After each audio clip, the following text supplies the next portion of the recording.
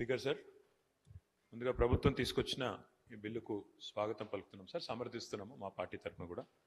అయితే గౌరవ మంత్రి గారి దృష్టికి, గౌరవ ప్రభుత్వం దృష్టికి మా తరఫున, ఎందుకంటే న్యాయ వ్యవస్థ మీద ప్రజలకు అపారమైన విశ్వాసం ఉంది అధ్యక్ష.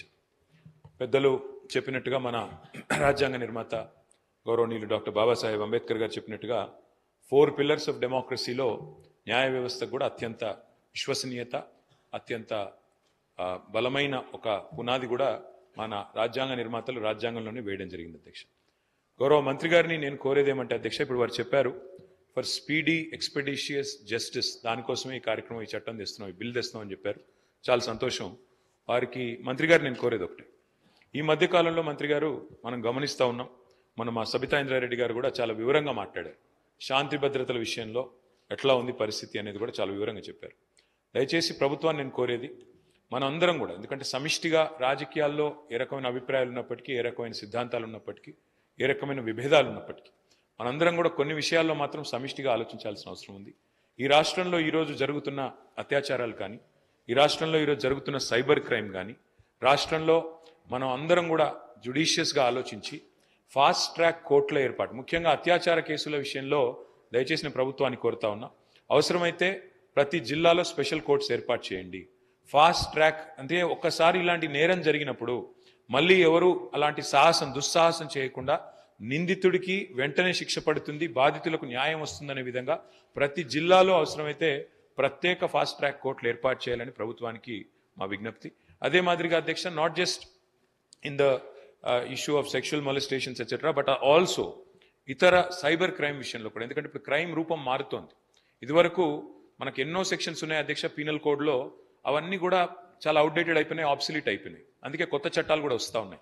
నేను రాష్ట్ర ప్రభుత్వాన్ని అడుగుతా ఉన్నాను, ఈ మధ్యన కేంద్ర ప్రభుత్వం కొన్ని కొత్త న్యాయ చట్టాలు కూడా తెచ్చింది. అయితే ఈ న్యాయ చట్టాల వల్ల కొంత మనకి ఏమైనా ఇబ్బంది కలుగుతుందో అనే ఒక భయం కూడా కొన్ని వర్గాల నుంచి వ్యక్తం అవుతా ఉంది.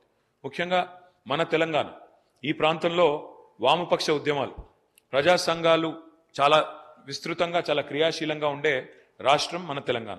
ఎంతోమంది గతంలో ప్రజా ఉద్యమాల్లో పాల్గొని అసూలు బాసిన నేల తెలంగాణ.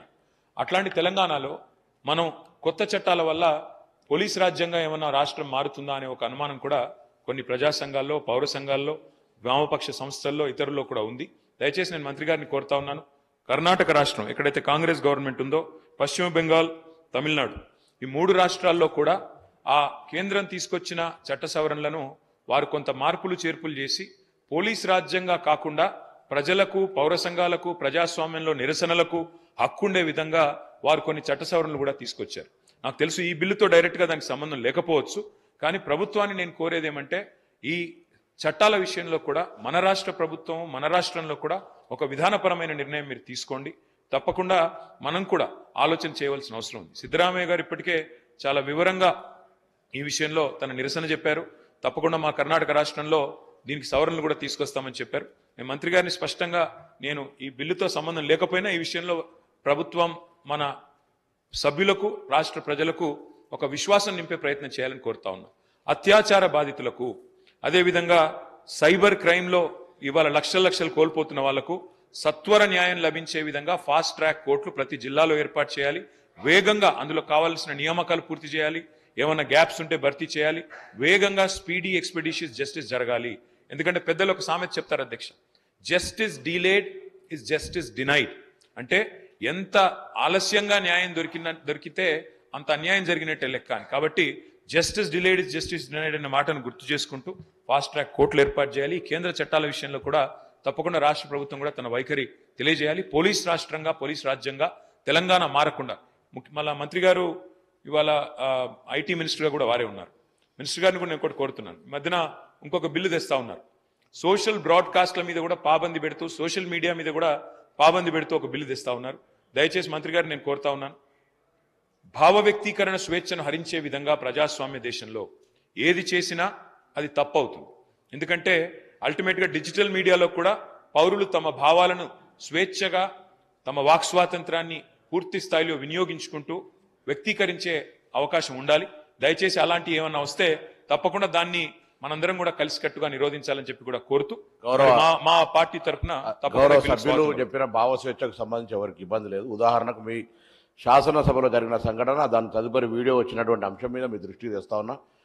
వారి ఉద్దేశం అటువంటి వారిని కూడా చర్య తీసుకోవద్దంటే, సభ జరుగుతూ ఉంది, మిత్రులు ధర్నా చేస్తూ ఉన్నారు, అక్కడి నుంచి ఫోటోలు తీస్తుంటే మేము చూసినాం లేదని మా సహచార సభ్యుడు వచ్చి మాకు చెప్తా ఉంటుంటే, దాని మీద వచ్చిన వీడియో చూస్తే మీరు తప్పకుండా దాని మీద సోదరికి జరిగినా సిగ్గుగా అనిపించే పరిస్థితి ఉంది. దయచేసి సభ్యులంతా కూడా గమనించండి.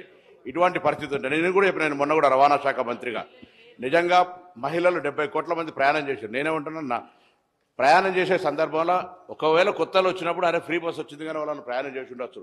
కానీ ఇవాళ ఎటువంటి వీడియోలు అంటే కొంతమంది వ్యక్తులు తెలుసు సంబంధించినటువంటి, ఇవాళ సోషల్ మీడియాకు సంబంధించి నేను మీ ద్వారా పోలీసు అధికారులు కూడా అటువంటి వాళ్ళకి సంబంధించి చర్యలు తీసుకునే పరిస్థితి స్వయంగా వారిని, అంటే ఆ వీడియో చూసినట్టయితే మీరు కూడా నిజంగా చెప్తా ఉన్నా దయచేసి అధ్యక్ష, అటువంటి వీడియోలను ప్రదర్శించే పరిస్థితి ఉంటే ఎట్లా అధ్యక్ష? కావాల్సుకొని దానికి సంబంధించి నిన్న మేము మాట్లాడుతుంటే ఏదో ప్రతిదీ ఒక నిమిషంలో ఏదైనా ఇప్పుడు ఒక ప్రతిబంధన, ఒక నిబద్ధత, దానేకంగా మనం ఆనాడు ప్రభుత్వం మాట్లాడిన 100 మంది మీద కేసులు పెట్టిన అధ్యక్ష. ఒక్కొక్కరికి ఎన్ని రకాల సోషల్ మీడియాలో ఇయ్యాలో నా దగ్గర కూడా చెప్తాను. అనేక మంది మేము నా కార్యకర్తలు కేసులు ఎదుర్కొన్నటువంటి పరిస్థితి ఉన్నది. ఇవాళ ఏం మాట్లాడింది కూడా ఉన్న జరిగిన వాస్తవాన్ని, ప్రభుత్వ నిర్ణయాన్ని వ్యతిరేకిస్తే ఇవాళ నేరుగా ఇండివిజువల్స్, ఒక మంత్రి, ఒక గిరిజనకు సంబంధించినటువంటి ఒక సోదరి, మన మహిళ, ఇక్కడ జరిగినటువంటి శాసనసభలో జరిగిన దాని మీద కూడా ఇట్లా నేను అడుగుతాను గౌరవ్ అమ్మా, నేను మీ గురించి నేను నా పార్టీకి సంబంధించి నేనేం మళ్ళా నేను social media this is running commentary sir అధ్యక్ష, రన్నింగ్ కామెంటరీ. నేను గౌరవ సభ్యులు మాట్లాడిన అంశం మీద నేను రవాణా శాఖ మంత్రిగా నేను గతంలో కూడా మొన్న చెప్పిన ఆర్టీసీకి సంబంధించి మహిళలు ఉల్లిపాయలు తీసుకొని బస్సులలో పోతున్నారు అని ప్రత్యేకించి ఫేక్ వీడియోస్ తయారు చేసి పెడుతుంటే ఇది మహిళలను అవమానపరిచినట్టు కాదా? ఇలా వాళ్ళకి సంబంధించి అక్క అండంగానే అవమానపడి ఏం జరిగింది? దానికి సంబంధించి రోజు పొద్దున అదే ఎజెండా నిన్నటికి అయిపోయింది. నేను దాని గురించి మాట్లాడాలి ఇప్పటివరకు. మళ్ళీ మీరు నేనేమడుగుతా ఉన్నా, నేను ఆ విషయంలో మీరు ఇవాళ నిన్న ఆడికే మక్కన్ సింగ్ గారు గౌరవ సభ్యులు వచ్చి ఇక్కడ నాతోటి మాట్లాడుతూ ఫోటో తీసిన చెప్తే దానికి సంబంధించిన వీడియో చూడండి అధ్యక్ష. దాని అటువంటి వాటి మీద నేను వారన్నారు చాలా భావస్వేచ్ఛ ఉండాలి, భావస్వేచ్ఛకు సంబంధించి ఎదుటి వ్యక్తిని పూర్తిగా కించపరిచే విధంగా ఉంటే ఎట్లా, అవమానపరిచే విధంగా ఉంటే ఎట్లా అనే అంశాన్ని తమ దృష్టికి తీసుకొస్తా ఉన్నా. దయచేసి మొన్న కూడా కొడినా మళ్ళీ కూడా కొడుతున్నా. అటువంటి వారి మీద సభలో జరిగినటువంటి అంశాల మీద కూడా బయటికి వీడియోలు పెట్టిన తర్వాత అటువంటి వారి మీద తగిన చర్య తీసుకోవాలి. సభా ప్రొసీడింగ్స్ ను కించపరిచి అవమానపరిచే విధంగా మహిళలను వాళ్ళ మీద చర్యలు తీసుకోవాలని మీ ద్వారా కోరుతా ఉన్నా అధ్యక్ష.